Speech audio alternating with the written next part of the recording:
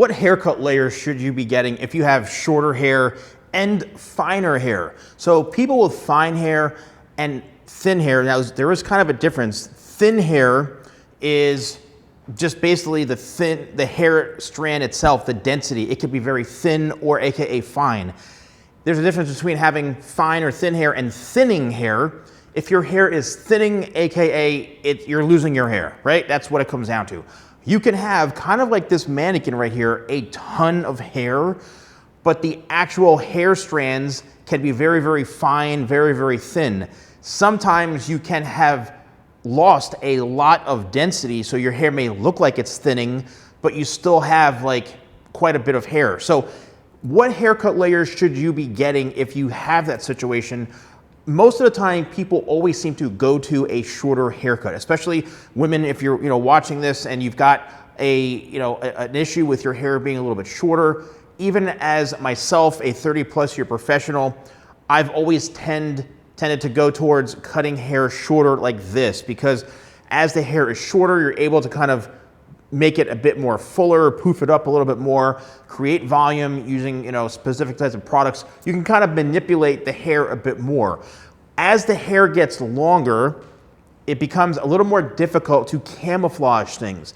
Now, traditionally, what I've done in the past, if I was working on a client, say she had very, very fine hair, and I was trying to create a more fuller look, I'd usually go in and back comb or tease the hair, at the root, get that lift, and then piece it out. So I always did a lot of actual hair dressing, a lot of shaping, teasing, a lot of these old school techniques to build that volume. You can get away with doing that when the hair is a bit shorter. That's why I think people who have finer hair go with haircuts like this. Now, when it comes to the right layering and what should you be getting, in my opinion, I like to keep a more balanced, somewhat rounded shape. The way I cut hair is basically everything is held out from the head, right? And I have done this in most of my haircut videos. I even have my own method called TCS, top, corners, sides. I follow that method, that whole technology of cutting, which I do have a course on, courses.thesalonguy.com. I just launched it. If you want to learn how to create those types of layers, that's where you go. I create that shape simply because I'm looking to build structure in the hair. To some, that could mean volume. To me, it's establishing a really solid foundation. That's the biggest difference, is I'm trying to create a foundation, a base, rather than trying to be all artsy and creative and all these different 96 techniques and doing handstands and pulling out, a razor, thinning shears, and all this stuff. It's all just theatrics. What it does is it actually dishevels the shape, and it really just breaks the whole thing up. It's so basic and fundamental to me, in my experience of doing hair for clients who want to have this type of volume, is creating a solid base, then going in and do some texturizing if I want to.